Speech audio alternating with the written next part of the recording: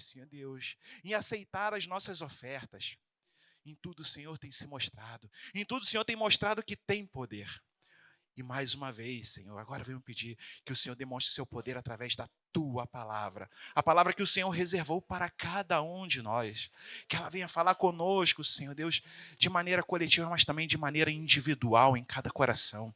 Que nós possamos ter entendimento, Senhor. Nós possamos ter compreensão, mas para isso precisamos da ação do Teu Espírito Santo. Que Teu Espírito Santo tenha liberdade para agir, Teu Espírito Santo tenha liberdade para operar, Teu Espírito Santo tenha liberdade para atuar no meio da Tua igreja. Que nada, Senhor Deus, venha tirar nosso foco, nada venha tirar nossa atenção, Senhor. Mas eu estou pedindo, Senhor Deus, não é atenção para mim. Não, Senhor, porque eu não sou digno, eu não sou merecedor.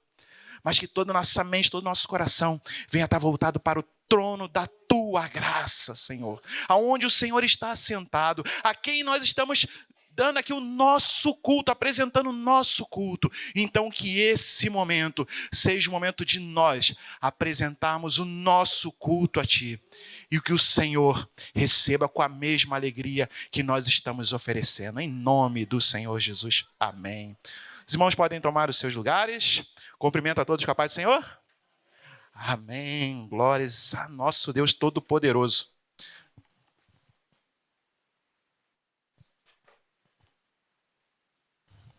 Como que os irmãos passaram a semana? Graças a Deus, bem, né? Uma semana de abençoada e por isso estamos aqui. Lutas, dificuldades, problemas, mas aqui estamos. E nessa manhã de sábado nós vamos continuar a série de lições que nós temos, série de mensagens, aliás, que nós temos, já tem sido conversado com os irmãos a respeito de missões. E é algo bem importante de tratarmos e falarmos.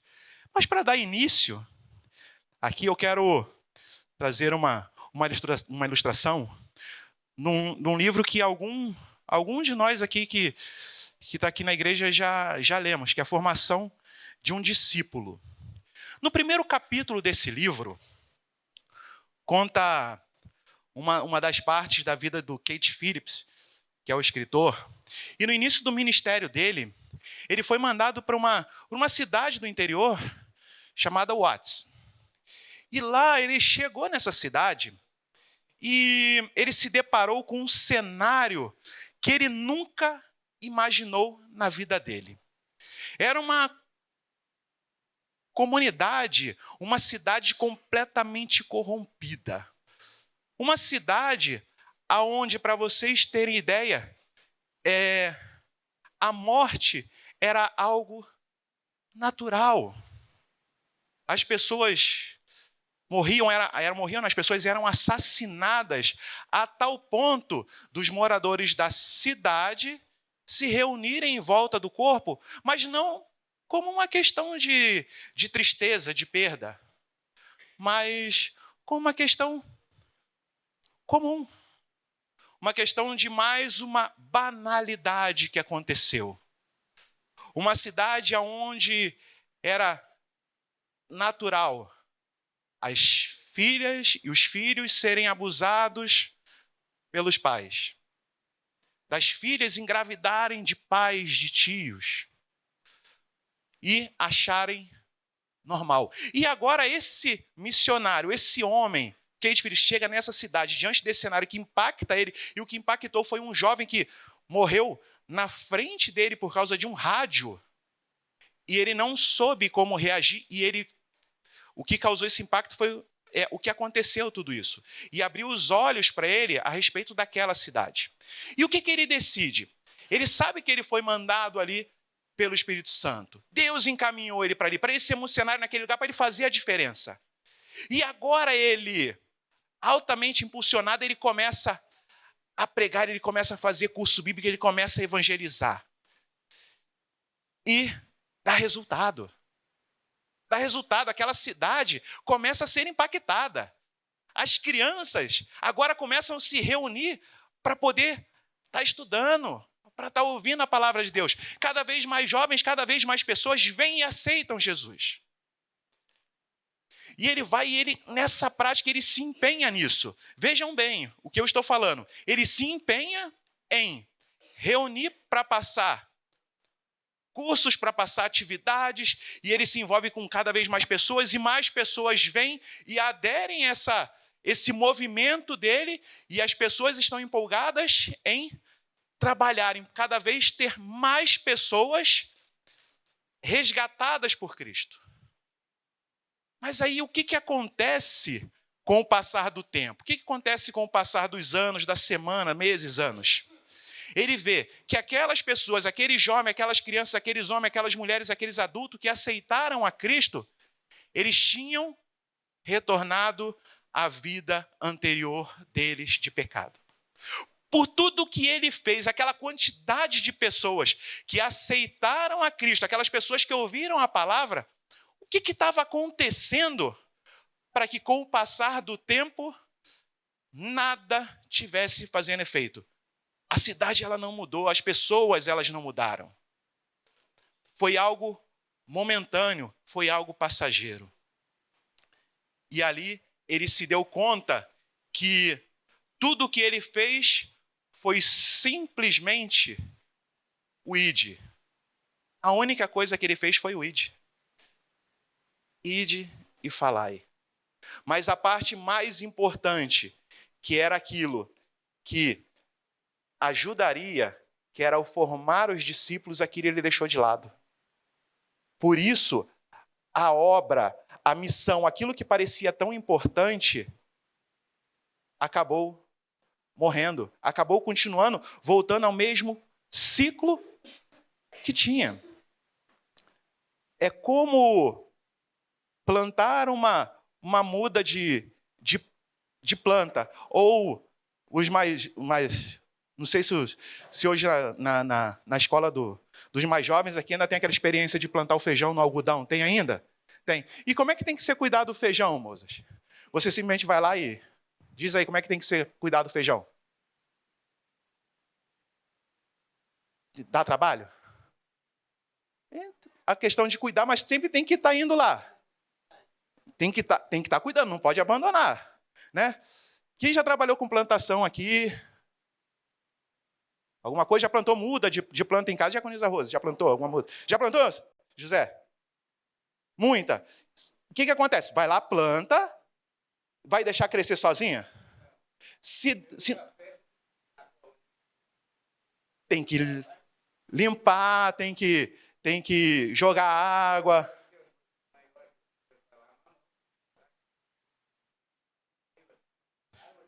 Isso. Irmã Alessandra. Já plantou alguma coisa assim? Já, né? Quando você plantava, simplesmente abandonava lá. O que acontece se você simplesmente só plantar a semente lá e não fizer mais nada? Morre. Vai morrer. Mozart, o feijão lá, se você não cuidar, não plantar, ou não regar, o que vai acontecer? Vai morrer. Vejam só, o que Kate Phillips aconteceu, o que ele fez? Ele plantou, mas ele não regou, ele se preocupou em plantar. Não se preocupou em cuidar, em limpar, em tratar. Não. Então, aqui foi o grande problema que teve. E aqui eu quero chamar a atenção para os irmãos exatamente para isso. E nós vamos trabalhar com um termo, que a lição de hoje nós vamos trabalhar com consolidação. Uma igreja que apoia a consolidação. A consolidação, eu fui buscar ali o termo, ela é uma ação de unir, fortalecer, firmar ou solidificar algo. Ou seja, uma ideia, um processo, uma empresa, uma dívida ou até mesmo um tecido tecnológico. Então, consolidação, ela tem várias ramificações, ela tem várias interpretações, vários entendimentos. Mas a que eu quero chamar a atenção aqui é uma específica que é fortalecimento. Consolidação em forma de fortalecimento, que pode significar tornar algo mais firme, estável ou resistente, como um acordo ou uma reputação.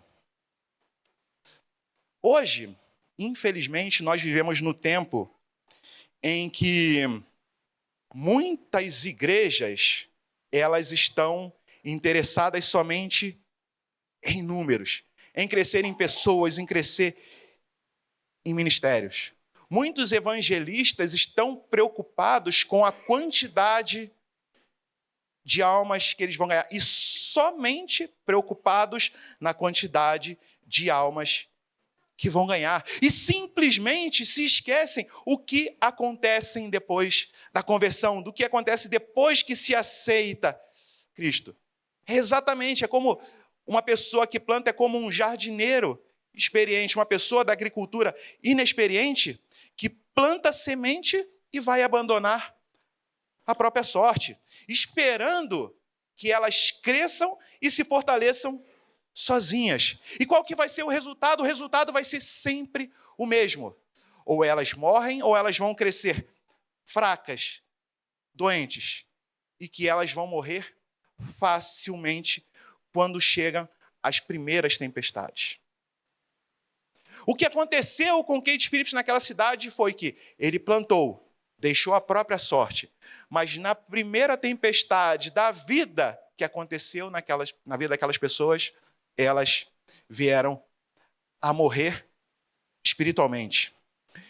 E aqui é bem importante que nós vamos aprender uma lição muito importante com a igreja de Jerusalém, e uma lição preciosa, que não basta somente evangelizar, é muito necessário consolidar, é muito necessário fortalecer, é muito necessário cuidar, é muito necessário tratar. Quando aconteceu a primeira perseguição da igreja, algo muito terrível aconteceu, a igreja ela toma um caráter missionário. Filipe, um dos 7 diáconos que está naquela perseguição, quando começa, ele vai descer a cidade de Samaria. Filipe era um judeu. E a cidade para a qual ele vai descer é a cidade de Samaria. Vocês conseguem imaginar isso? Quantas vezes nós falamos aqui? Deixa eu falar com o Filipe aqui. Filipe, imagina só, o Filipe era um judeu. Os judeus eram inimigos históricos dos samaritanos. E quando ocorre a primeira perseguição, ele vai pregar na cidade de Samaria. Talvez num lugar onde fosse o último lugar que ele pensasse para ir. É para lá, Filipe, que Filipe vai. Para a cidade de Samaria. E lá ele prega com ousadia. Ele realiza sinais e maravilhas. Ali naquela cidade ele expulsa demônios, ele cura paralíticos, ele cura coxos. Tudo pelo poder do nome de Jesus. Nós cantamos aqui. Multidões se converteram através da pregação de Filipe. E ali naquela cidade houve uma grande alegria. Ali aconteceu um avivamento genuíno. Mas preste muita atenção agora no que vai acontecer a seguir. Porque aqui, diferente do que aconteceu com Kate Phillips, aqui acontece o segredo, o grande segredo do sucesso missionário duradouro. Quando a igreja de Jerusalém, ela sabe, ou ela soube do que estava acontecendo em Samaria, eles não ficaram apenas comemorando. Eles não ficaram somente, olha quanta gente está vindo, olha, está cheio de gente aceitando Jesus. Não! Eles imediatamente, eles enviam Pedro e João, que eram os principais líderes apostólicos, para o quê? Para consolidar aqueles novos convertidos, para consolidar aquela obra que o Espírito Santo começou através da vida de Filipe. E hoje nós vamos aprender que uma igreja verdadeiramente missionária, ela não apenas planta, mas ela também consolida com dedicação. A primeira parte da consolidação que nós temos que entender é que uma igreja que consolida, ela promove a saúde espirituais dos membros da igreja. Quando Pedro e João, eles chegam a Samaria, e não era uma viagem rápida, era uma viagem de 2 dias a pé, para sair de Jerusalém até Samaria. Vejam qual foi a primeira pergunta que eles fizeram aos novos convertidos. Dorinha, olha só. Pedro e João saíram lá de Samaria, viajaram 2 dias. Aquelas pessoas, elas tinham aceitado Jesus.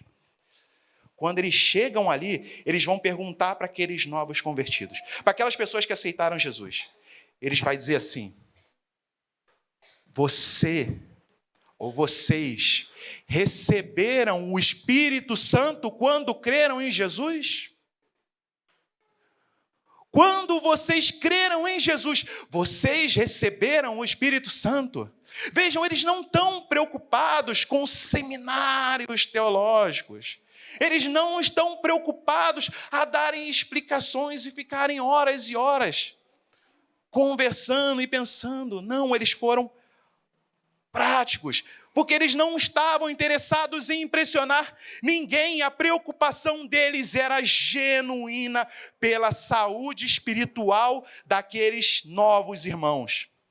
E por que essa pergunta importa tanto?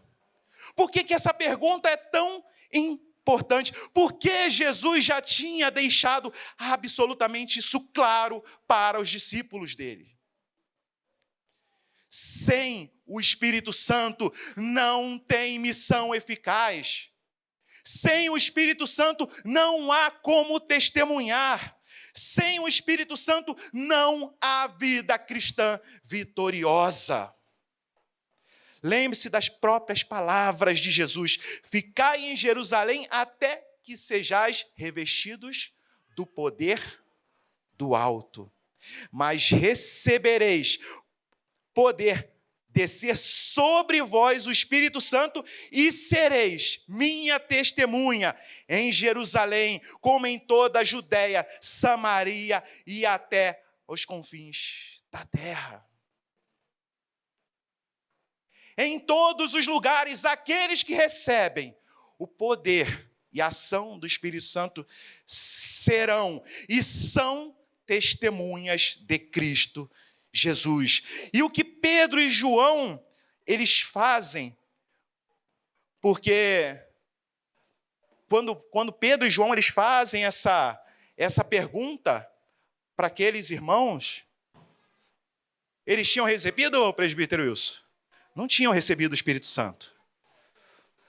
Eles aceitaram Jesus. Vejam só, Kate Phillips, lá no início da ilustração que eu falei, da história que eu trouxe, ele pregou, as pessoas aceitaram. Pedro e João, as pessoas aceitaram. Agora a preocupação deles: vocês receberam o Espírito Santo? Vocês receberam o poder do Espírito Santo? Você recebeu, Filipe, o poder do Espírito Santo? Quando aquela resposta foi negativa, aqueles irmãos não tinham recebido, o que agora Pedro e João e aqueles homens fazem? Eles colocam a mão sobre aqueles homens, sobre aquelas mulheres e sobre aquelas pessoas, e eles oram pedindo que o Espírito Santo seja sobre a vida deles. E a resposta foi imediata. O poder do Espírito Santo habitou incomparavelmente naquele lugar. Agora, aquelas pessoas que tinham aceitado a Cristo, além de ter aceitado, agora elas receberam o poder que veio do alto. E aquele poder que veio do alto é aquele poder que fez com que aquelas pessoas que até agora não tinham entendido completamente, agora elas se tornam testemunhas fiéis de Cristo. Naquele início, na Samaria, mas a perseguição, quantos deles não se espalharam? Para quantos locais o testemunho de Cristo não foi levado? Eles se preocuparam não com um tratado doutrinário. Eles fizeram algo muito mais prático e muito mais poderoso. Oraram e impuseram a mão sobre os novos convertidos para que recebessem o Espírito Santo. A igreja essa igreja agora ela foi estabelecida sobre o fundamento correto, uma total dependência do poder de Deus. E foi uma igreja que ela foi fundada não por métodos humanos, não por estratégias, não por técnicas modernas de crescimento. Não, ela não foi criada através de programas elaborados. Não por propagandas de marketing. Não por mensagens emocionais, mas no poder sobrenatural, no poder transformador do Espírito Santo de Deus. Glória a Deus, aleluia. Uma igreja que ela apoia a consolidação, ela ensina aos novos convertidos a serem dependentes do Espírito Santo desde o primeiro dia da sua caminhada. Não criamos crentes para que sejam dependentes de pastor, para que sejam dependentes de programa de igreja. Não criamos dependentes de personalidades carismáticas. Não, nós criamos, são crentes maduros, que dependem única e exclusivamente de Deus. Mas aqui algo bem importante. A consolidação verdadeira, ela também envolve correção amorosa quando necessário. Simão, um mágico muito influente. Irmão Oswaldo, Simão, mágico muito influente, ele é conhecido por toda a região. Fazia mágicas, e ali ele já tinha perdido algum prestígio dele.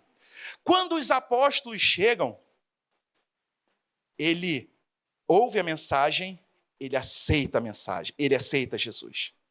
Mas ele não recebeu o Espírito Santo. A ponto, irmão José, dele ver agora os apóstolos fazendo maravilhas, fazendo milagres, ele vai chegar assim: quanto que vocês querem? Olha só, eu pago para vocês me venderem esse dom, para vocês me ensinarem esse dom. Simão, ele não recebeu o Espírito Santo.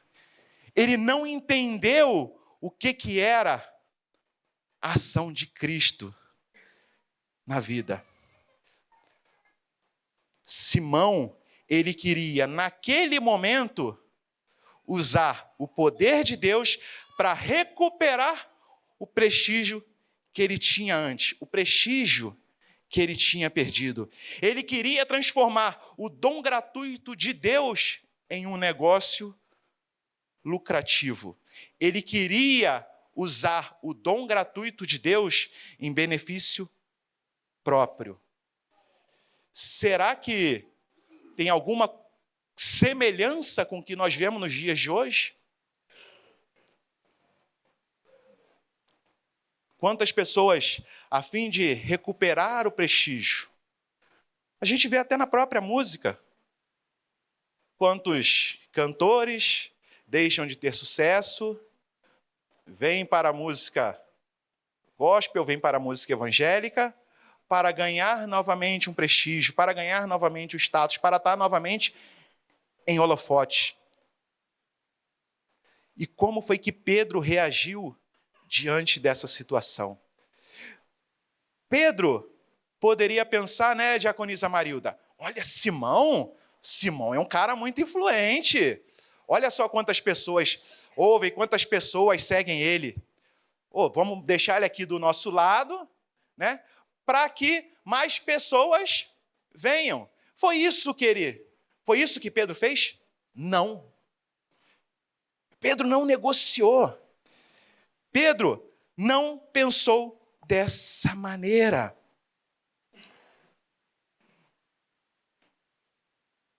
Pedro agora ele tem coragem de confrontar firmemente aquele homem. Pereça contigo a tua prata, porque tu julgastes adquirir por meio de dinheiro o dom de Deus. Não tens parte nem sorte nesse ministério, porque o teu coração não é reto diante de Deus. E qual foi o resultado dessa correção corajosa? Simão, ele se humilha e ele reconhece o seu erro e ele pede para que os apóstolos orem por ele. A correção amorosa, mas firme, produziu arrependimento genuíno e restauração espiritual. A lição fundamental que a gente tem que entender e guardar para a gente: a consolidação, o fortalecimento, a união verdadeira protege novos crentes de distorções espirituais e perigosas que podem destruir a sua fé desde os primeiros dias, desde o início da sua caminhada, da minha caminhada, da nossa caminhada. Então, uma igreja que consolida de verdade não tem medo de corrigir quando necessário, porque ama mais a verdade de Deus do que a popularidade humana. Uma segunda razão: a consolidação protege a igreja contra as heresias destruidoras. Em Atos 15, a diretora, a nossa irmã Rose, leu aqui uma parte do versículo 15. E o que acontece? Acontece um dos momentos mais críticos da história da igreja primitiva. Surge uma controvérsia perigosíssima ali, que ameaçava destruir todo o trabalho missionário que havia sido feito até aquele momento. Alguns judaizantes, eles começam a ensinar em Antioquia uma doutrina falsa e destrutivas. Irmã Gabi, você tem noção de que doutrina era essa? Eles estavam dizendo que aquelas pessoas que aceitaram a Cristo, que não eram judeus, os judeus, eles tinham uma aliança, um pacto, né, com Abraão, que já tinha sido feito, que os homens, ao 8º dia de nascimento, eles deveriam ser circuncidados. Então, quem não era judeu, não fazia circuncisão, somente quem era judeu. Agora eles estavam dizendo para aqueles homens, aquelas pessoas ali: para você ser salvo, para você fazer parte do povo de Deus, para você ser judeu, você tem que fazer circuncisão, você tem que fazer circuncisão.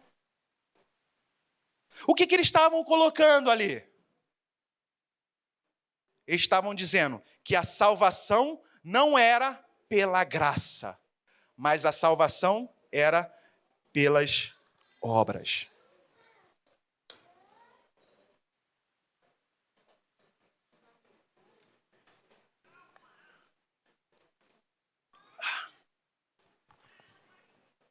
Eles estavam transformando o evangelho da graça em evangelho das obras. Fazer com que os gentios, aqueles novos convertidos, eles se tornassem judeus antes de se tornarem cristãos. Eles diziam: vocês não podem se tornar cristãos se vocês não forem judeus. Agora Paulo e Barnabé, cheio de experiência, cheio de autoridade, na área missionária, eles percebem e eles veem o perigo. E agora eles vão e se opõem firmemente a este ensino. Mas a controvérsia era tão séria que ela não podia ser resolvida somente ali. Essa controvérsia ela tinha se espalhado já por toda a igreja, porque esses judaizantes, eles tinham ido em várias igrejas para pregar isso. E qual foi a solução que eles encontraram? Em Antioquia, como eles não podiam resolver essa situação, porque senão cada local teria uma interpretação. Em Antioquia, né, Diaconisa Rosa, eles poderiam resolver aquele problema.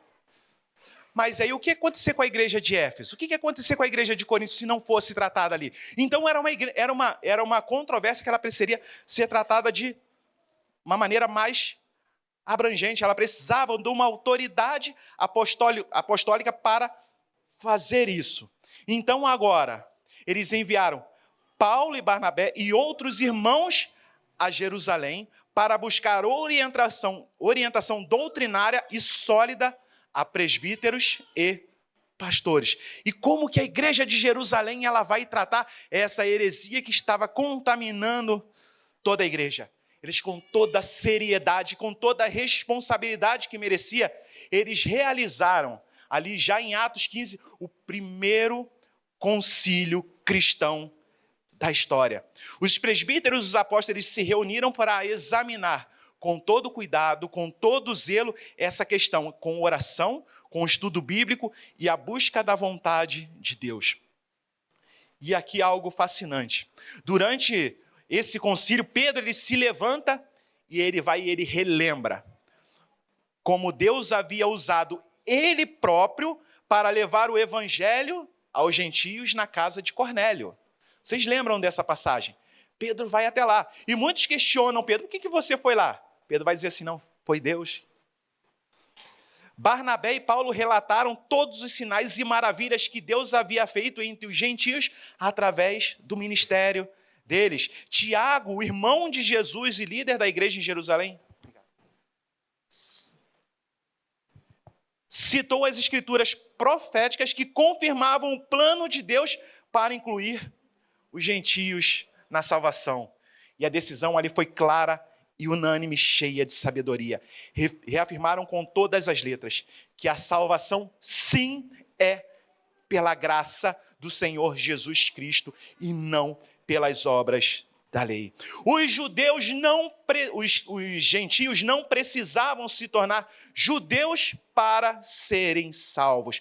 O evangelho estava sendo purificado de todas as distorções legalistas e perigosas. Sabe, irmã Dani, tem algumas traduções, tem algumas doutrinas, vou dizer, que elas vão dizer que algumas coisas não podem ser feitas porque isso fere o evangelho de Deus. Uma delas, uma bem conhecida e simples, vão dizer que não se pode comemorar aniversário. A palavra de Deus não vai dizer isso, porque ela vai dizer assim, se você comemorar aniversário, você está tendo idolatria a pessoas. A palavra de Deus não fala isso. A salvação, todo o mérito, tudo aquilo que eu faço, Dani, eu posso fazer 1 milhão de coisas. Mas eu nunca faço nada por mérito, porque a minha única salvação, tudo quem já fez foi Cristo Jesus na cruz. Eu tenho responsabilidades, e a palavra me orienta em relação a isso. Eu tenho responsabilidades perante ao nosso Cristo, eu tenho responsabilidades perante ao nosso Deus. Mas nada do que eu faço é por mérito próprio. A salvação é pela graça. Não precisa de ritos e um monte de outras coisas para ser judeu ali, como eles falavam. Não, a salvação é pela graça. E não pararam por aí. Porque não ficou somente no concílio. Agora eles vão, Marcos Paulo, eles vão e redigem uma carta. E nessa carta eles vão mandar ler em todas as igrejas. Porque, como eu falei, cada igreja, para não ter um pensamento diferente. Todas as igrejas que aceitaram o evangelho, todas as igrejas ali que foram alicerçadas através da palavra de Deus e que os apóstolos pregaram, eles anunciaram, eles fundaram aquelas igrejas, todas elas receberam a mesma orientação, para que todos estivessem firmes na mesma verdade. Então, a partir disso, não houve divisão na igreja, não houve conflito desnecessário, não houve cisma na igreja, houve alegria e gratidão, porque a verdade bíblica, ela foi preservada. E os frutos imediatos e duradouros desse cuidado doutrinário exemplar foi que a unidade foi preservada entre judeus e gentios convertidos. E o foco principal da missão da igreja foi mantido. O evangelho foi purificado de todas aquelas distorções legalistas que ameaçavam entrar. E as portas se abriram completamente para a evangelização total do mundo da época. O princípio é absolutamente fundamental para nós hoje. A igreja que consolida de verdade investe pesadamente em ensino bíblico sólido, discipulado doutrinário contínuo. E quando fazemos isso com dedicação, não somente evitamos os perigos devastadores de doutrinas falsas, mas também preparamos nossos membros para defender a verdade com amor, sabedoria e firmeza bíblica. Não é somente o culto, não é somente participar desse, e esse momento é maravilhoso, esse momento é gratificante, mas vai muito além do que isso. É ensinamento, é estudo, é acompanhamento. Para quê? Para que nós, como igreja, nós possamos nos fortalecer. Porque o que mais tem é ataques à doutrina sã da igreja. Por que você guarda o sábado? Porque minha igreja manda. É isso, presbítero? Guarda o sábado porque a igreja manda? Não. Diaconisa Rose, você não come carne de porco porque a igreja manda? Não. E muitas outras coisas é porque a igreja manda, Diácono Adriano? Não. É por quê? Porque a Bíblia orienta. E essas verdades precisam ser ensinadas. E uma verdade clara e eficaz. Nós fazemos todas essas coisas, nós observamos tudo isso, né, André? Observamos o sábado, temos a abstinência, entendemos a língua estranha, mas tudo isso faz com que... Tudo isso é porque a gente vai ser salvo se a gente vai observar tudo isso? É porque nós já somos salvos, não é isso? Nós já somos salvos, então nós entendemos que isso aqui é verdade. E se nós entendemos que isso é verdade, e por conta disso nos leva à salvação, nós devemos também passar e falar e fortalecer aos novos que chegam a serem dependentes de Deus, serem dependentes da palavra de Deus. E por fim aqui, a consolidação promove o crescimento exponencial do Evangelho.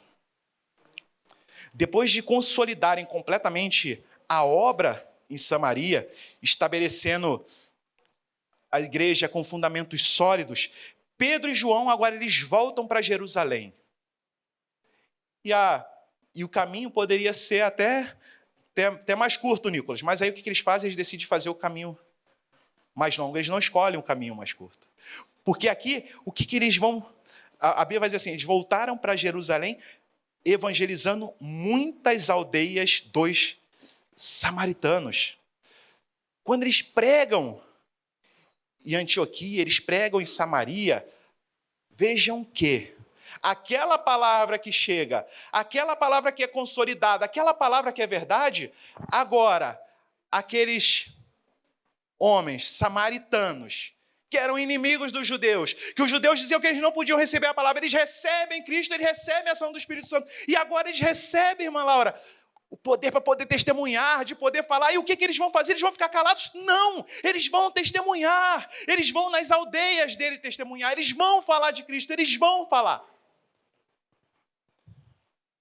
Mas aí, quando agora Pedro e João, eles voltam, essas pessoas vão falar. E mais pessoas vão aceitar a Cristo. Mas o que está faltando ainda ali? A ação do Espírito Santo.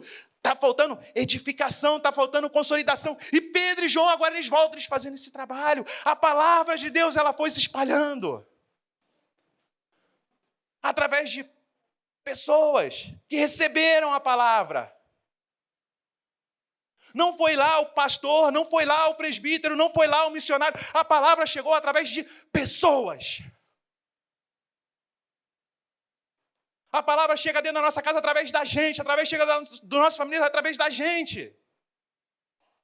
A palavra, a verdade que nós recebemos, nós testemunhamos a nossa família, nós testemunhamos aos nossos amigos, nós testemunhamos aos nossos colegas. E eles aceitam. E o trabalho para por aí? Não. O trabalho continua. É dia a dia, dia após dia. É caminhada, é ensino, é comprometimento, é compartilhamento. É ensino, é dedicação, é tempo investido. Não é tempo perdido, é tempo investido. Investido para a salvação de pessoas. E qual que é o método prático que eles usavam? Quando eles passavam pelas cidades onde já havia igrejas implantadas, eles não apenas pregavam novas mensagens evangelísticas, mas também entregavam cuidadosamente aos irmãos as orientações e decisões que haviam sido definidas pelos apóstolos e presbíteros de Jerusalém no concílio de Atos 15. E aqui é bem importante, eles chegavam. Quando eles chegavam, eles iam pregar. Eles pregavam assim, ó, é isso daqui. Tá vendo? Mostrava a verdade. Que é bem interessante, não sei se já deve ter acontecido com algum dos irmãos aqui, ou com vários dos irmãos, quando você começa a conversar com uma pessoa da palavra de Deus, ela se interessa e ela quer fazer o curso bíblico, e você começa a envolver mais aquela pessoa começa a se interessar. O que acontece? Sempre aparece, ou de vez em quando aparece uma pessoa de uma outra denominação, com outro tipo de pensamento, um pensamento que muitas vezes é contrário à palavra de Deus, e ele começa ali. Falar. E por vezes, se a pessoa, você não estiver acompanhando, se você não estiver falando, não estiver tratando, ela é levada. A preocupação deles, sabiam aonde a mensagem estava chegando, os judaizantes iam chegar atrás. Ó, você precisa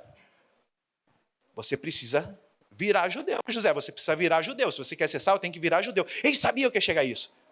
Mas agora a estratégia era outra. Eles chegavam e já falavam. É assim, e pode chegar o perigo, mas agora vocês estão alicerçados na verdade.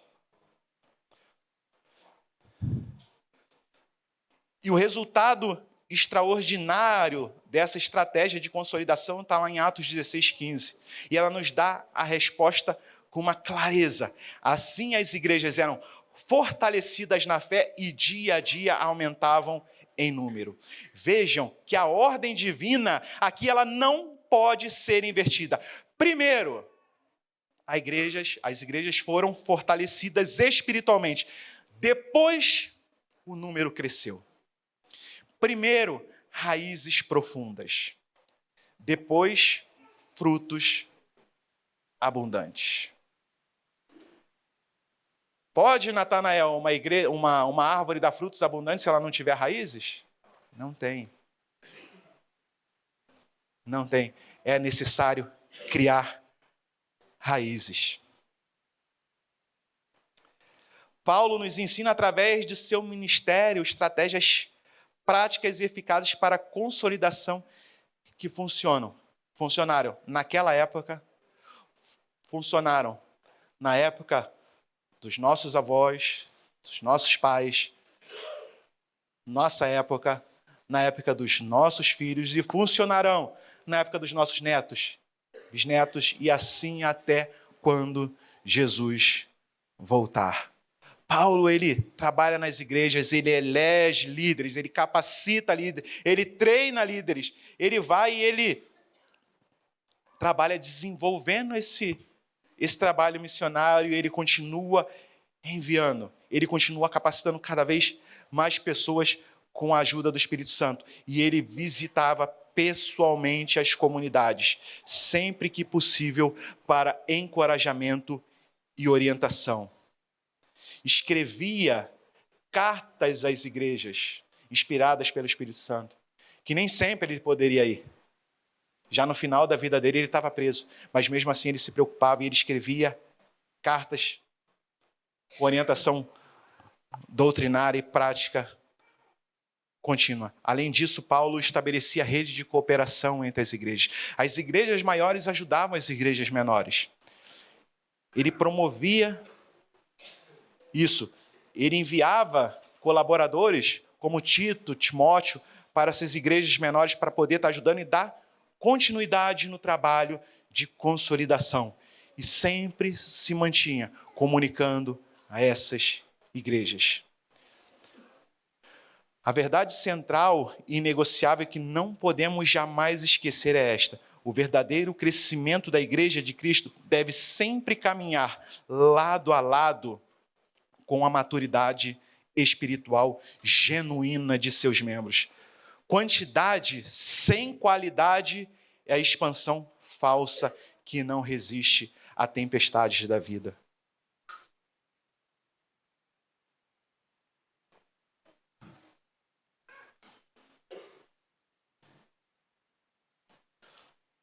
Irmãos,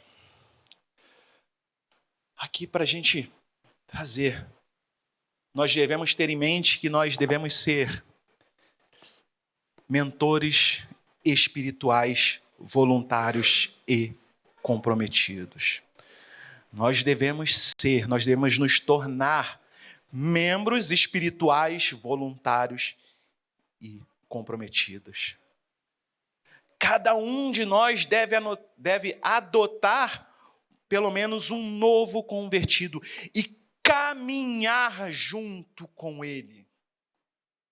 Não é trazer a igreja, é caminhar com ele dia a dia, nos primeiros passos da fé cristã dele, nos dias seguintes e continuar caminhando. Não esperem que somente o pastor faça esse trabalho, sejam partes ativas da solução.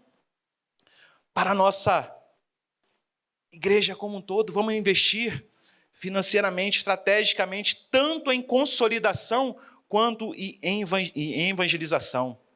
Uma igreja verdadeiramente saudável equilibra cuidadosamente crescimento numérico com maturidade espiritual. Não queremos ser grandes e fracos espiritualmente. Queremos ser fortes na fé e multiplicadores eficazes do reino de Deus. Assim como a igreja de Jerusalém, ela se tornou uma referência para o mundo da época em consolidação e foi usada por Deus para estabelecer o cristianismo em todo o mundo conhecido, que a nossa igreja também seja assim, conhecida e respeitada, não por apenas ganhar almas, corajosamente, mas por formar discípulos maduros, sólidos e reprodutores que transformam famílias, que transformam comunidades, que transformam as nações inteiras para a glória de Deus. E mais uma vez, aí eu volto à pergunta do início. Quando vocês aceitaram Jesus, vocês receberam o Espírito Santo? Quando vocês aceitaram Jesus, vocês receberam o Espírito Santo? Quando vocês receberam Jesus, vocês receberam o Espírito Santo? Se vocês receberam o Espírito Santo, vocês são testemunhas. Aqui, na casa de vocês, no bairro de vocês, na escola, no trabalho, junto às amizades, no ônibus, na rua, com os vizinhos, em todos os lugares vocês são testemunhas de Cristo Jesus.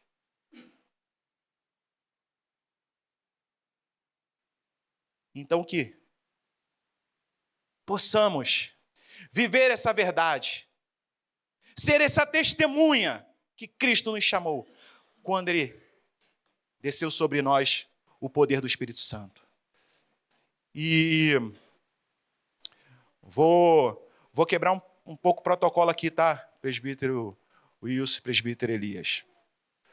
Muitas vezes a gente passa por muitas lutas e dificuldades, situações que nos aborrecem, que por vezes a gente pensa em desistir, a gente pensa que não está sendo fácil, a gente pensa até que o Espírito Santo não está trabalhando.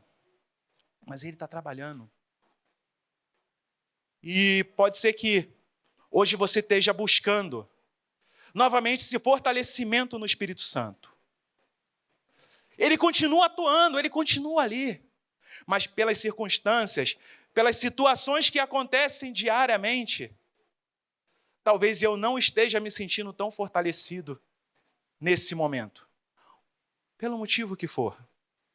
E talvez você esteja querendo receber uma oração agora, por imposição através dos presbíteros. Não são eles que vão abençoar. Mas quando eles chegaram lá, eles falaram assim, ó, você está fraco, não recebeu? Os presbíteros colocaram a mão sobre a vida daqueles homens, aquelas mulheres, e o efeito foi imediato. Se pela sua fé você acredita que esse efeito pode ocorrer na vida de vocês, nós vamos fazer agora um momento de oração por imposição das mãos. Quero convidar o presbítero Elias, o presbítero Wilson para vir aqui à frente. Convido o grupo de louvor também para estar fazendo um louvor aqui, enquanto nós vamos estar orando. Não combinei com o grupo de louvor, então está tranquilo. E você que tem vontade de receber, assim como aconteceu com a igreja primitiva, lá atrás, recebeu oração, vem à frente e nós vamos orar por cada um. A igreja peço que se coloque em pé nesse momento e nós vamos estar orando.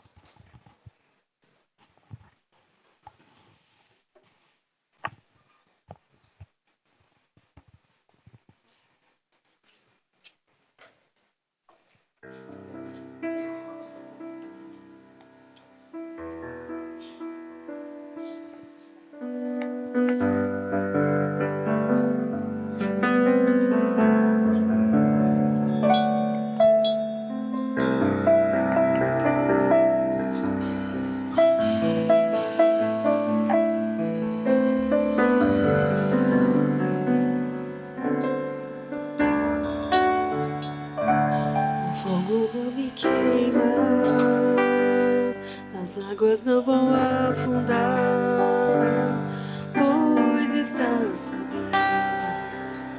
Não estou sozinho, eu estou guardado no esconderijo